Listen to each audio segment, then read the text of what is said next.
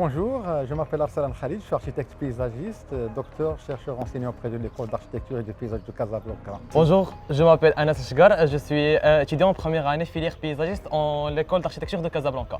Et aujourd'hui, nous allons voir le top des suggestions qui vont apparaître si on tape architecture de paysage dans un moteur de recherche.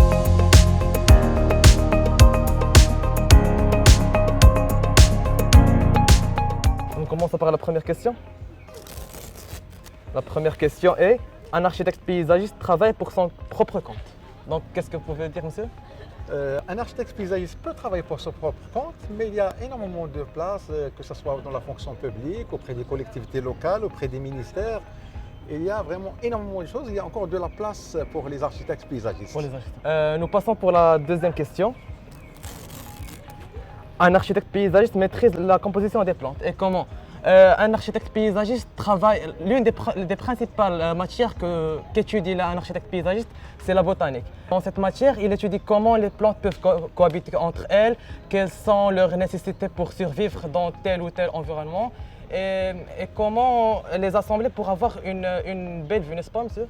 Effectivement, la matière végétale est par essence le matériel indispensable pour un architecte paysagiste. Oui, la connaissance parfaite de agronomique, agricole et du fonctionnement d'une espèce végétale est indispensable pour la maîtrise de l'architecture de paysage. Exactement, monsieur. Un architecte paysagiste a fait architecture. Nous pouvons voir que architecte paysagiste, ça comprend les deux mots architecte paysagiste, mais je pense que ce n'est pas tout à fait architecte, puisque l'architecte conçoit des bâtiments, des logements, alors que l'architecte paysagiste se concentre plus sur les espaces verts, les jardins privés, publics, les grands sites touristiques. Le terme architecture du paysage, tout d'abord, il faudra le savoir. Ouais. Que le terme architecture vient du terme architecturer. L'architecte paysagiste, son rôle primordial est d'architecturer l'espace, d'où le terme architecture. Mais son rôle essentiel, c'est de créer des parcs, c'est de créer des jardins, c'est de créer un morceau ou un territoire de verdure dans un espace urbain ou périurbain ou rural, et même une intervention dans la nature. Un architecte paysagiste est un jardinier. Cette problématique se pose souvent pour nous parce que la notion de paysagiste n'est pas encore ancrée dans les territoires marocains, parce que c'est un métier qui vient d'entrer dans le Maroc. C'est un métier effectivement récent. Les premiers architectes paysagistes ont démarré pendant le début des années 80. Leur présence, on est presque maintenant plus de 400 architectes paysagistes au niveau national. Nous avons même pu créer une première fédération et association d'architectes paysagistes. Ah, très bien. Le métier, il est porteur. Il y a plein d'architectes paysagistes qui commencent à s'installer pour leur propre compte. Mais il y a énormément d'architectes paysagistes qui travaillent auprès des collectivités locales. Parce qu'il y a normalement un grand travail à faire au niveau de nos villes et de nos territoires. Question suivante. Un architecte paysagiste est expert en agriculture. Je pense, oui. Je ne pourrais pas dire que l'architecte paysagiste est expert en agriculture, mais il doit quand même avoir les principes et les notions scientifiques pour savoir comment fonctionne d'abord le végétal.